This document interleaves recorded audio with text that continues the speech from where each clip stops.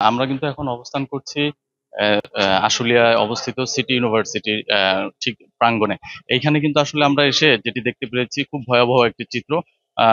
City ইউনিভার্সিটির যেই ঢুকতেই যে প্রথম প্রধান গেট এবং হচ্ছে তার পার্শ্ববর্তী যেই বাউন্ডারি ওয়াল, সেই বাউন্ডারি ওয়ালও কিন্তু ও ভেঙে ফেলেছে।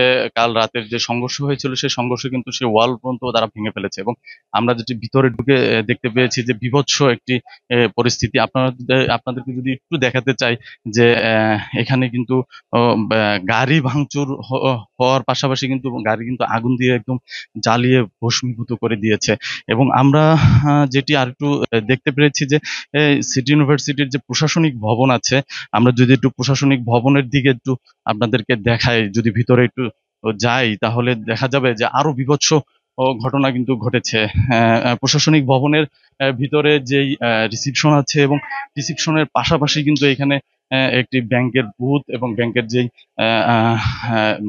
ব্যাংকের যেই মিশিং ছিল, সেই মিশিং গুলো কিন্তু ভেঙে ফেলেছে। এবং এমন মানে এক কথায় বলা চলে যে আসলে সিটির যে প্রশাসনিক ভবনে মানে কোনো কিছু কিন্তু আসলে অক্ষত নাই।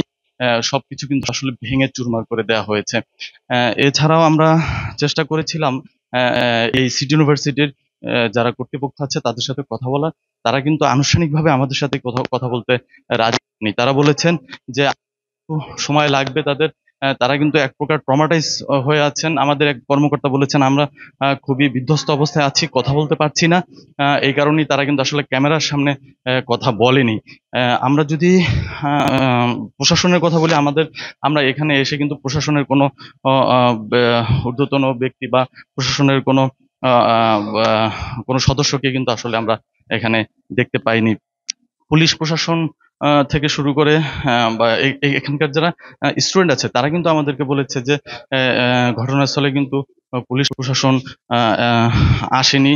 এবং যখন রাতে এই ঘটনা ঘটে তখন কিন্তু বারবার পুলিশের সাথে তারা যোগাযোগ করেছিল। তারা কিন্তু তাদের সেই ডাকে সাড়া দেয়নি বলে তাদের অভিযোগ রয়েছে এই ইউনিভার্সিটির স্টুডেন্টদের। এবং আমরা যেটি দেখতে পেয়েছি যে দুটি দুটি ইউনিভার্সিটির মাঝে যে প্রধান সড়ক আছে, সেই সড়কে কিন্তু আসলে এক প্রকার ব্যারিকেড দিয়ে এবং এক প্রকার থমথমে অবস্থা বিরাজ করছে। সাধারণ মানুষ কিন্তু একটি আতঙ্কের ভিতরে আছে, এমনটাই আমরা দেখতে পেরেছি। এবং আমরা যেটি আরো লক্ষ্য করেছি যে আমাদের যারা এখানকার স্থানীয়রা বলেছেন যে আসলে দুই ইউনিভার্সিটির বেশ কিছু শিক্ষার্থী মানে লাঠিসোঁটা নিয়ে নাকি তৈরি আছেন, এমন কথাও কিন্তু তারা বলছেন। মানে এক কথায় যদি বলি যে আসলে আশুলিয়ায় গতকাল রাতে কিন্তু এক নারকীয় ও নারকীয় কাণ্ড ঘটে গেছে। এবং আহ, এই রাতের বেলা যে পরিমাণ মানে হামলা এবং পাল্টা হামলা হয়েছে, এবং যে পরিমাণ অগ্নিসংযোগের ঘটনা ঘটেছে, তা কিন্তু আসলে দুঃখজনক ঘটনা। এবং ঢাকা সিটি ইউনিভার্সিটির বর্তমান পরিস্থিতি আমরা যদি এক কথা যে খুবই বিধ্বস্ত অবস্থায় আছে, এবং পুরো এলাকা জুড়ে কিন্তু থমথমে অবস্থা বিরাজ করছে।